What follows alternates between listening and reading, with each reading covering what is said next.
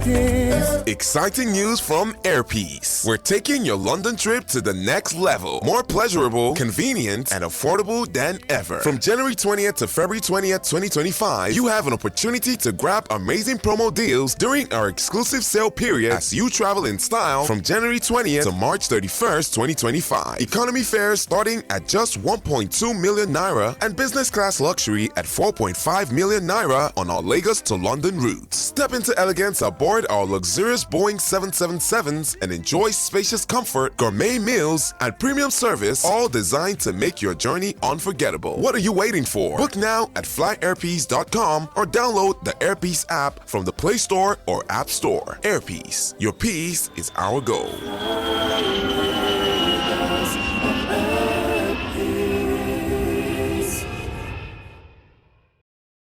An evening with Eric Chelle.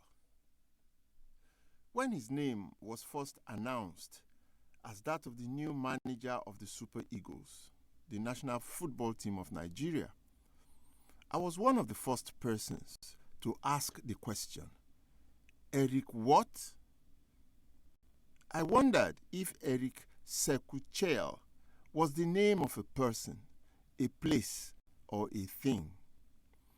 As extensive as the radar of my football experiences could scan, the only Eric that came to my mind was Eric Cantona, the maverick football general that once made Old Trafford his playground, but whose legend as a footballer was unfortunately not extended to his managerial accomplishments. So, like me, for most Nigerians, Eric Chelle did not exist in the football planet. He came from the blue, an African born in Ivory Coast by a white French father and a black Malian mother. He played limited domestic football in France and a handful of matches for the Malian national team. Thereafter, he turned to coaching, and his greatest achievement was managing the Malian national team to the semi-finals of the last African Cup of Nations slightly over a year ago in Ivory Coast. Those credentials did not match the expectations of Nigerians. So there was shock and apprehension with his appointment.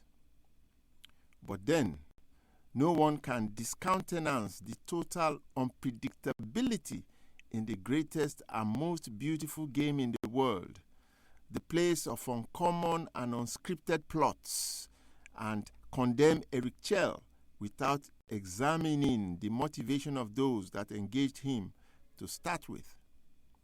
The technical committee, as well as the executive committee of Nigerian football, must have seen and must know what the rest of us did not see or know. Otherwise, they would not have had the courage or audacity to appoint an unknown coach following the generally poor results and performances of the Super Eagles of Nigeria in the past 10 years under 4 different coaches, mostly foreign. Personally, I had to dig deep to find an acceptable justification. The documented story of Clemens Westerhoff, the Dutch gaffer.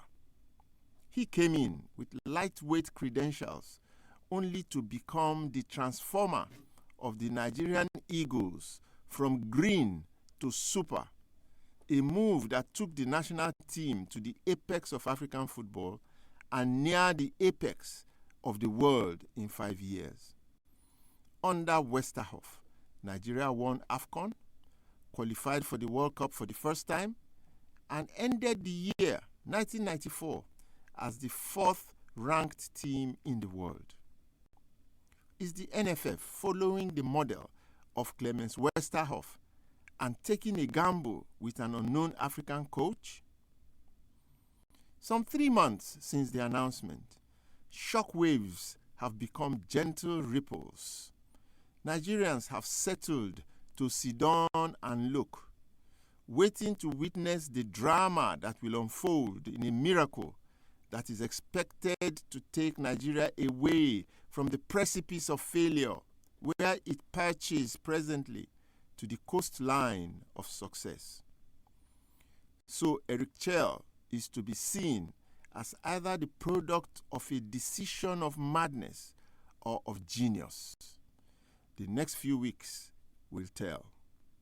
I also went into that state of mind to wait and watch how Eric would unfold before passing any comment.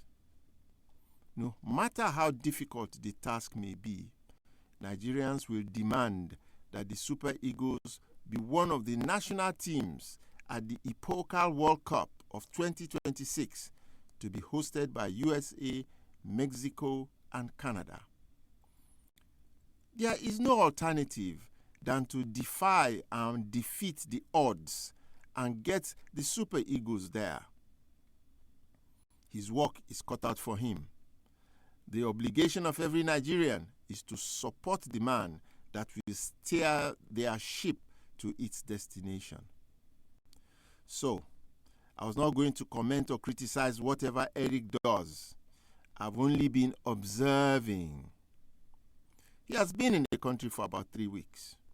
It is reported that he has chosen to leave and spend more of his time in Nigeria. Good.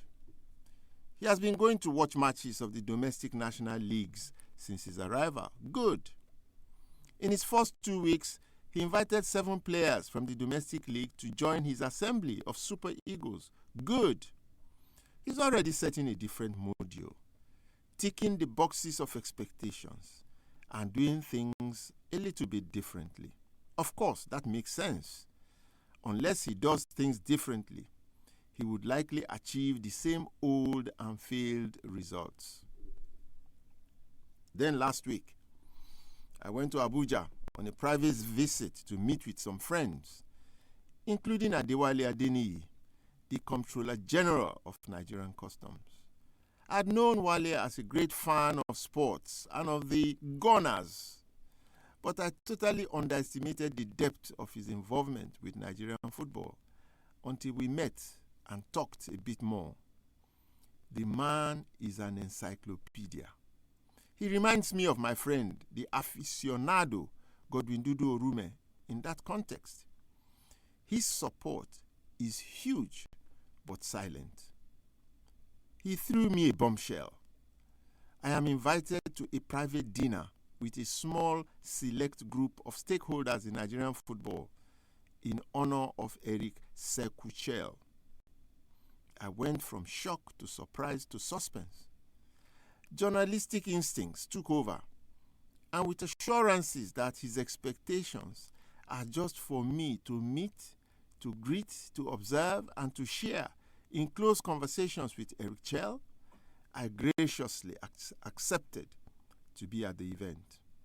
That's how at 8 p.m. last Wednesday night, I was sitting close to Eric Chelle at dinner with the National Sports Commission bosses, the Nigeria Football Federation Secretary General, a few other stakeholders, and other friends of Nigerian football. It was a good evening of socialization and unguarded conversation.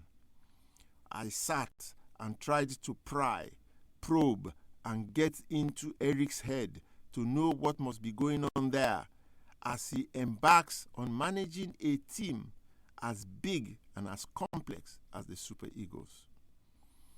It turned out to be a revealing and interesting evening. The event ran smoothly and well.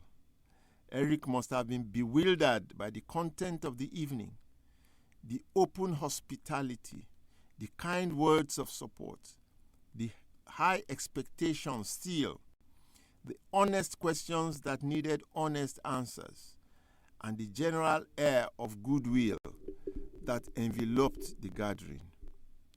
The man, even with his accented and faltering English, won everyone over with his humility and sincerity, his clear vision for the Super Eagles, his full appreciation of the difficulties and challenges that lie ahead, the realistic expectations of the Nigerian people that he must deliver, his determination to do so and never to fail, his motivation for taking the job under very difficult conditions, his football philosophy, his deep knowledge and love for Nigerian football, his understanding of African football, and how working with Mali has broadened that knowledge and adequately prepared him for this present job.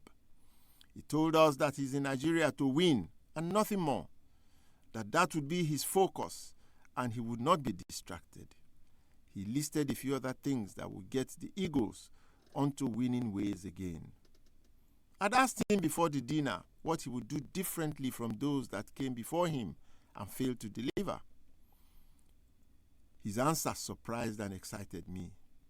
He has been gathering information on all great players of Nigerian descent abroad and keeping their data. He passes those born abroad and those that were bred in Nigeria through different prisms for his own analysis.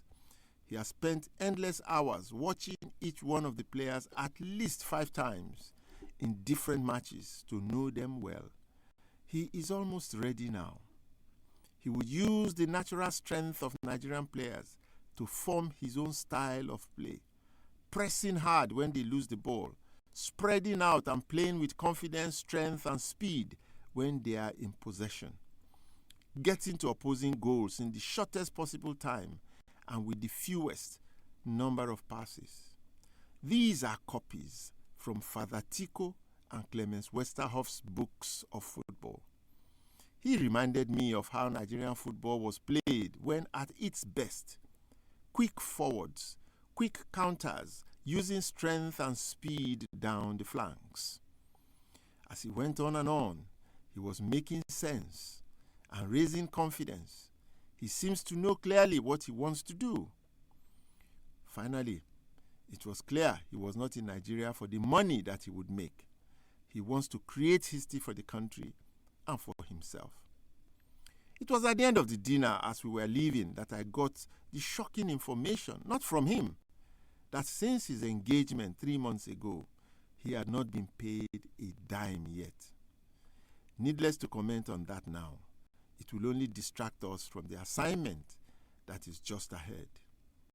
As I'm writing this, a list of invitees to the new Super Eagles under Eric Chelle has just been released. 39 players comprising a sprinkling of a few new names and plenty of the same old stock of players, including Ahmed Musa, whose re-entry into the national team may be an indication that to expect a clear departure from the past may be a mirage. Nigerians want their Eagles at the World Cup, so we must all support Eric and pray for him to succeed. Who knows? Eric Chelle may be lucky and will do what Napoleon Bonaparte could not do at the Battle of Waterloo.